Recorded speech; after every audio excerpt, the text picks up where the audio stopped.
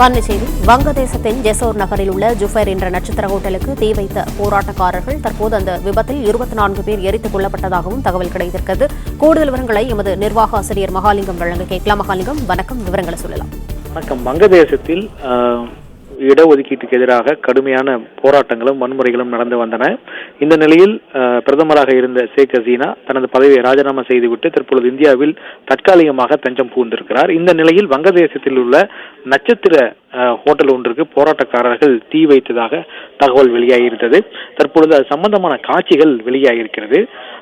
வங்கதேசத்தின் ஜெசோர் நகரில் உள்ள ஜூபைர் என்ற நட்சத்திர ஹோட்டலுக்கு போராட்டக்காரர்கள் தீ வைத்து எரித்ததாகவும் அதில் நட்சத்திர ஹோட்டல் முழுவதும் தீ பற்றி எரிந்ததில் ஏற்பட்ட கடுமையான புகைமூட்டம் காரணமாக உள்ளே தங்கியிருந்த 24 பேர் உயிரோடு கருகி உயிரிழந்ததாகவும் தற்பொழுது தகவல் சொல்லப்பட்டிருக்கிறது.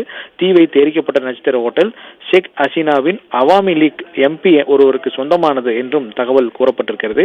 தீ வைக்கப்பட்ட நட்சத்திர ஹோட்டலில் இருந்த 50க்கும் மேற்பட்டோர் கடுமையான தீக்காயங்களுடன் தற்பொழுது மருத்துவமனையில் அனுமதிக்கப்பட்டிருக்கிறார் என்ற தகவலும் சொல்லப்பட்டிருக்கிறது.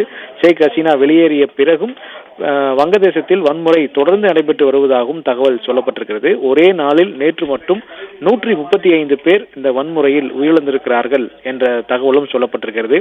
எனவே ஷேக் ஹசீனா பிரதமர் பதவியை ராஜினாமா செய்ய வேண்டும் என்ற ஒற்றை நோக்கத்தோடு இந்த நடத்தப்பட்ட போராட்டம் வன்முறை மீண்டும் தற்பொழுது தலைதூக்க தொடங்கி இருக்கிறது என்று சர்வதேச நாடுகள் கவலையுடன் உற்று நோக்குகின்றன.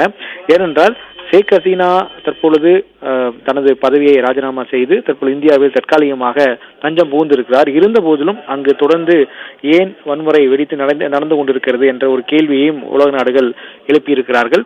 எனவே இந்த விவகாரத்தில் இந்த நட்சத்திர ஹோட்டலில் தீ வைக்கப்பட்ட சம்பவம் இன்னும் வேறு ஏதாவது பகுதிகளுக்கு வன்முறை பரவக்கூடுமா என்ற ஒரு சந்தேகமும் தற்பொழுது சர்வதேச அமைப்பினர் எழுப்பியிருக்கிறார்கள்.